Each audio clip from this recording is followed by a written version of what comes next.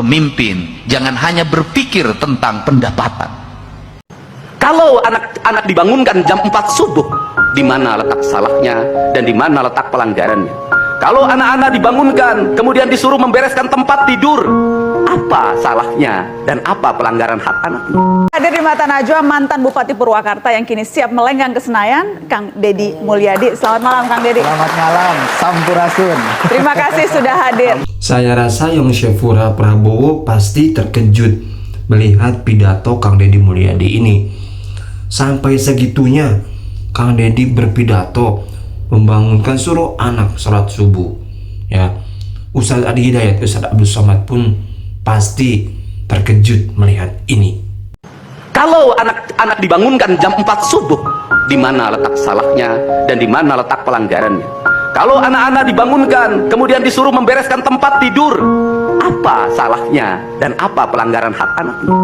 Pemimpin jangan hanya berpikir tentang pendapatan. Kalau pemimpin hanya berpikir pendapatan, maka di otaknya dalam setiap waktu bagaimana meningkatkan angka pendapatan, yang pada akhirnya pajak ditingkatkan. Kalau pajak ditingkatkan, maka beban rakyat semakin tinggi. Al-Quran masuk dalam cahaya ketua penyelenggara, sehingga ketua penyelenggaranya menjadi adil dalam tindakannya. Al-Quran masuk dalam cahayanya Gubernur Jawa Barat, sehingga Gubernur Jawa Barat bertindak adil dalam kebijakan-kebijakannya. Cahaya Al-Quran masuk ke relung hatinya Bupati, maka tindakannya menjadi adil. Dari gerakan membaca Al-Quran ini, maka terbebaslah orang-orang miskin, terbebaslah anak-anak yatim, terbangunlah peradaban hidup yang silih asa, silih asi, silih asu. Maka disitulah Al-Quran menjadi cahaya. Karena Al-Quran menjadi cahaya, maka Al-Quran bercahaya.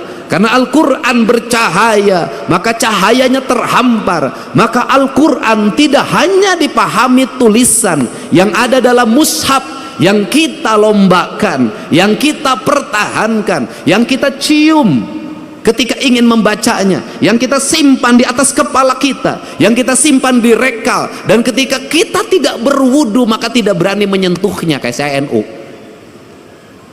tidak berani menyentuhnya. Tetapi di balik itu kita memahami gunung-gunung itu adalah hamparan Al-Quran. Sungai Citarum itu adalah hamparan Al-Quran. Sawah-sawah yang terhampar adalah hamparan Al-Quran. Matahari adalah hamparan Al-Quran. Bulan adalah hamparan Al-Quran. Bintang adalah hamparan Al-Quran. Seluruh yang ada, makrokosmos dan mikrokosmos adalah hamparan Al-Quran. Dan semuanya mereka bertasbih kepada Allah, yang dalam setiap waktu dia berucap Subhanallah walhamdulillah wala ilaha illallah. Kalau sudah seperti itu, maka surau-surau itu menjadi lentera penggerak. Kalau sudah seperti itu, maka kita adalah manusia yang paling bersyukur. Kenapa? Kita manusia yang paling bersyukur. Al-Quran diturunkan di Jazirah Arabia, di tanah yang tandus dan kering.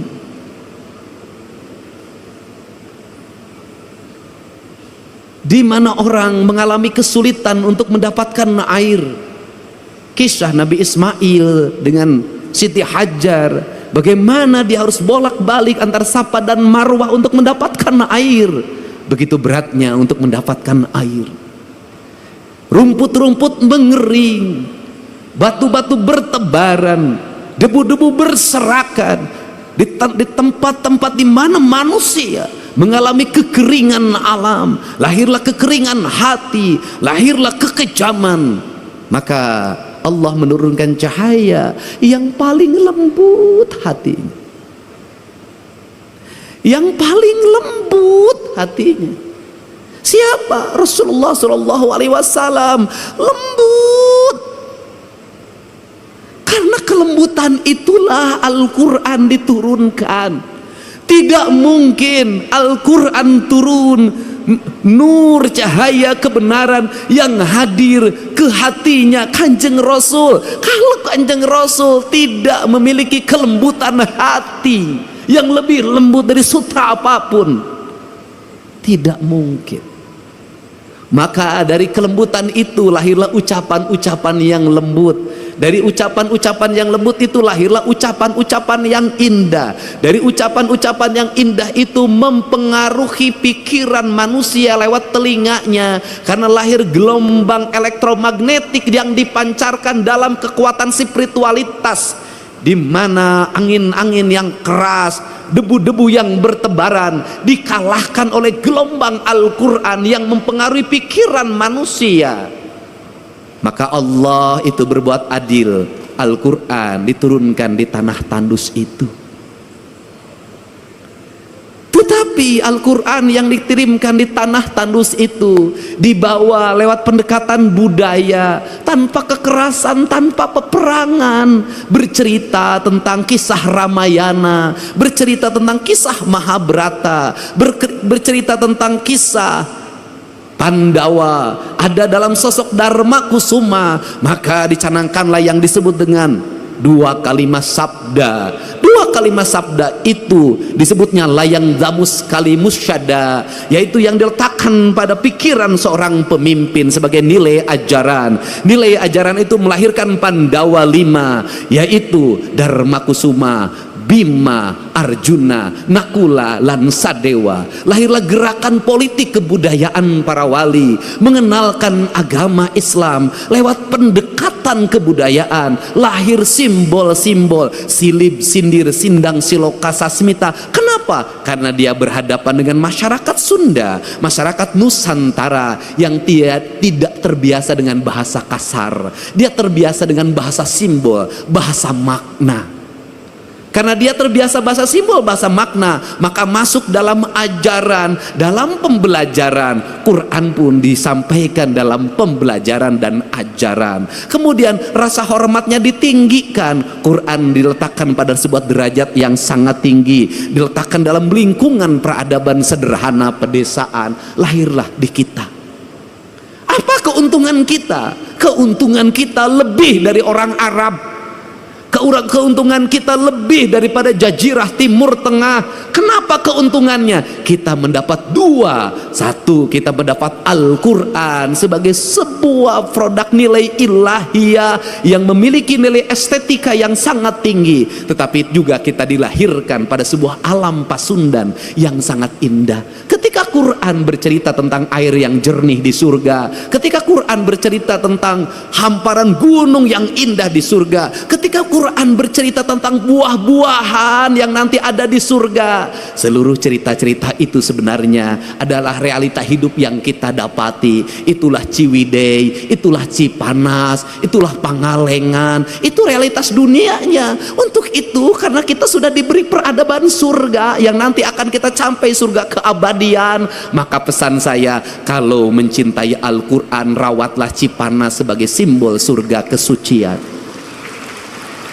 Rawatlah Ciwidey, rawatlah Pangalengan, rawatlah gunung-gunung itu yang melahirkan air yang mengalir, bak sepenggal tanah yang diturunkan dari surga. Rawatlah pohon-pohon itu, karena itu adalah alam yang digambarkan oleh Allah dalam Al-Quran. Jangan terbalik. Satu sisi kita sangat memaknai Al-Quran dan menghormati Al-Quran sebagai ayat yang tertulis, tapi di sisi lain tangan kita merusak alam, padahal itu adalah ayat yang tidak tertulis. Jadi saya tidak mau lagi dengar ke depan. Mudah-mudahan saya akan berusaha dengar Cipanas, berubah pikirannya menjadi jelek. Dengar Ciwidey, berubah pikirannya menjadi jelek. Dengar Pangalengan, berubahlah pikiran menjadi jelek. Saya ingin ketika mendengar itu, maka denyut nadi kita berkata, ya Allah, ku dapatkan surga di tanah Sunda. Suatu saat surga itu tetap akan terjaga sampai aku bertemu denganmu di alam surga keabadian. Kemahaindahan. Untuk itu Hadir di Mata Najwa mantan Bupati Purwakarta yang kini siap melenggang ke Senayan, Kang Deddy Mulyadi. Selamat malam, Kang Deddy. Selamat malam, Sampurasun. Terima kasih sudah hadir. Politisi karir, Iya. pernah di DPRD, Iya. 2 kali jadi bupati, Iya. di Golkar juga pegang kekuasaan. Apa kira-kira yang akan beda nanti di Senayan dengan pengalaman karir politik yang sudah panjang? Ya, yang beda di Senayan adalah persiapan diri saya menghadapi sebuah dunia yang tidak saya alami, yaitu dunia ruangan yang AC-nya katanya sangat dingin. Karena saya selama ini bekerja di lapangan, rumah saya tidak pakai AC, ruang kerja saya tidak pakai AC, dan saya orang yang sangat anti terhadap sesuatu yang dibuat-buat. Jadi seneng yang alami. Jadi hal yang saya siapin hari ini adalah menyiapkan mental saya menghadapi serbuan angin yang tidak bisa saya tolak pakai apapun. Itu angin. Mental dan mantel, kata Kade. Tapi saatnya disponsorin Pak Irwan Hidayat kayaknya ini. tapi yang jelas pertarungan elitnya juga akan lebih kencang dong? Atau sudah biasa juga itu? Ya kita kan kalau persoalan bertarung, berargumentasi, kemudian membangun gagasan-gagasan tentang Indonesia itu sudah biasa kita. Kemudian bergaul dengan dunia politisi kan dunia kita dalam keseharian. Bergaul dengan masyarakat juga dunia kita dalam keseharian. Nah, yang paling harus kita siapkan adalah mentality. Mentality kita untuk gagasan-gagasan kita ditolak orang, didebat orang dalam setiap saat. Karena selama ini kan jadi kepala daerah, gagasannya selalu diterima, pikiran-pikirannya oleh para pegawainya. Walaupun gagasan saya sering diserang oleh orang-orang yang tidak suka dengan pikiran dan gagasan saya yang terlalu original kesundaan.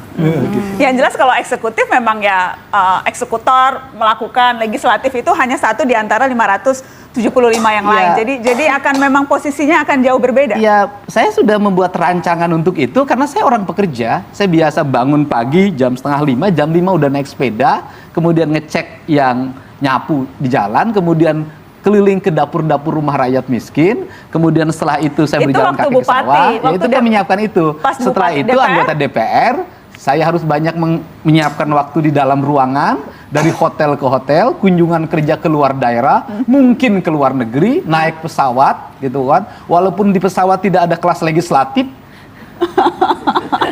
adanya kelas eksekutif. Nah, tetapi setelah itu juga saya sudah membuat rancangan bahwa Jumat, Sabtu, Minggu hari saya harus tetap berkunjung ke masyarakat dalam setiap saat. Itu yang membuat saya bahagia sebenarnya.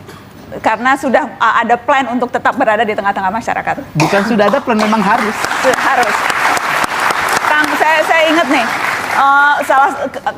ketua DPRD di Jawa Barat juga. Ketua DPD Golkar Provinsi Ketua Jawa DPD Golkar Provinsi Jawa Barat. Ada yang menarik ketika kemudian Kang Deddy sempat bilang ada persyaratan nyentrik terkait penjaringan caleg. Tidak boleh menceraikan istri setelah terpilih tanpa alasan yang kuat. Tidak boleh nambah istri tanpa persetujuan istri tua. Ya, betul itu. Jadi ini juga komitmen. Komitmen. Kenapa sampai harus tidak boleh poligami anggota DPR? Ya, tapi nggak mau nyebut ya. Saya ini kan gaul dengan teman-teman anggota legislatif, nggak usah sebutin di mana gitu kan. Saya juga pernah jadi Memang anggota kebiasaannya legislatif DPR nambah istri ya? 2 tahun. Ya memang banyak yang tadinya baik ketika jadi DPR menjadi lupa sama istrinya. Itu sehingga saya melihat selalu ngasih tahu ke teman-teman, kamu waktu nyalon itu susah sama istri tua, kalungnya dijual. Saya bilang kan, punya sawah 3 petak aja digade. Masa udah jadi yang enak bini muda? Kabul bilang zolim. Jangankan menyayangi rakyat, menyayangi istri aja nggak bisa. Jadi itu. Alhamdulillah teman-teman, ngomong masalah Syekh Muhammad ya, tadi kita sudah mendengarkan pidato Kang Deddy Mulyadi yang mana ya Gubernur Jawa Barat. Ya, beliau menyampaikan bahwa emang salah kalau ngebangunin ya anak kita suruh sholat subuh. Emang salah ya kalau mendidik anak suruh bangun pagi. Emang salah ya. Sampai segitunya Kang Deddy Mulyadi berpidato. Gak kepikiran teman-teman ada seorang gubernur berpidato seperti itu ya, sampai semuanya diurus, mau anak-anak, remaja, orang tua, semuanya diurus teman-teman ya. Tadi pun Kang Deddy sempat ya mengingatkan para menteri, para pejabat, para bupati dan para aparat yang lainnya. Kalau pajak dinaikkan, emangnya nggak kasihan ke rakyat? Emangnya rakyat nggak terbebani? Jadi pemimpin itu jangan terus-terusan naikin pajak. Tapi coba lihat situasi masyarakat sekarang. Coba lihat bagaimana ya kondisi masyarakat sekarang, apakah banyak pengangguran ataupun apa ya. Dan ya kalau kita dinaikin, gimana nasib mereka? Keberatan, teman-teman. Harus mikir ke situ. Ya, jangan seenaknya menaikkan pajak. Ya seperti itu ya, karena sampai segitunya loh. Sampai ya mengurusi hal-hal seperti itu. Sudah terbayangkan, sudah terencanakan ya. Tanggung jawab sebagai seorang pemimpin itu harus seperti itu. Semoga Kang Deddy sehat selalu, amin. Oke teman-teman, itu dia pidato Kang Deddy. Semoga bermanfaat, semoga sehat selalu. Terima kasih. Assalamualaikum warahmatullahi wabarakatuh.